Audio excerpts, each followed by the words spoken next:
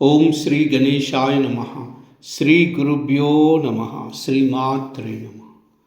శివానంద లహరి శ్లోక 10.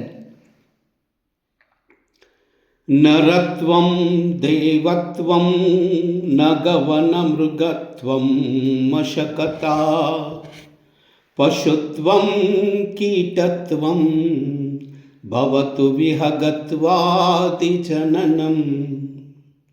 సదా తత్పాదాబ్జ స్మరణ పరమానందలహరి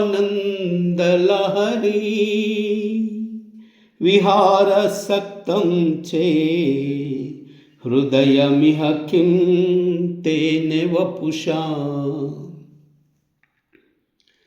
నరత్వం దేవత్వం నగవన మృగత్వం మశకతా పశుత్వం కీటత్వం భవతు విహగత్వాది జననం. సదా తత్పాదాబ్జ స్మరణ పరమానందలహరి విహారసక్తం చే హృదయమిహ కిం తేన వపుషా. నరత్వం దేవత్వం నగవన మృగత్వం మశకతా పశుత్వం కీటత్వం భవతు విహగత్వాది జననం. సదా తత్పాదాబ్జ స్మరణ పరమానందలహరి విహారసక్తం చేత్ హృదయమిహ కిం తేన వపుషా.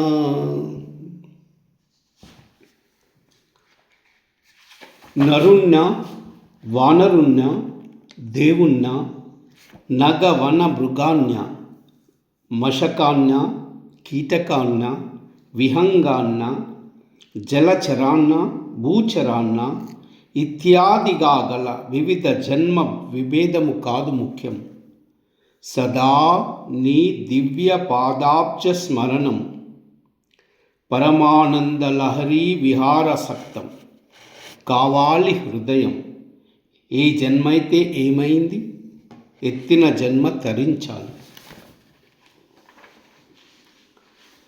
ప్రారబ్ధ కర్మ వశముతో ఏ జన్మ వచ్చినా రావచ్చు, కానీ ఆ జన్మలన్నిటికీ యందు ఈశ్వర పాదార వింద స్మరణము మాత్రము కలిగేటట్లు అనుగ్రహింపుమని శంకరులు ఈ శ్లోకములో శివుణ్ణి ప్రార్థిస్తున్నారు.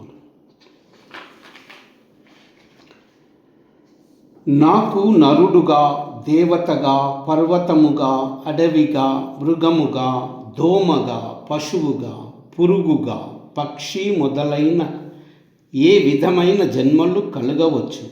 నేను ఏ రూపమున జన్మించినా ఓ శివా, నా హృదయము ఎల్లప్పుడూ నీ పాద పద్మములను స్మరించడం వల్ల కలిగే మహా ఆనంద ప్రవాహములో ఓలలాడుతూ ఉంటే నాకు పై చెప్పిన వాటిలో ఏ జన్మ లభిస్తే మాత్రము ఏమి నష్టం కలుగుతుంది? నాకు ఏ జన్మ లభించినా నీ పాద పద్మాలను స్మరించడం వల్ల కలిగిన మహా ఆనందము లభిస్తే ఆ జన్మకు ధన్యత్వము కలుగుతుందని భావం. ఓం నమః శివాయ. ఓం నమః శివాయ. ఓం నమః శివాయ. సర్వమంగళ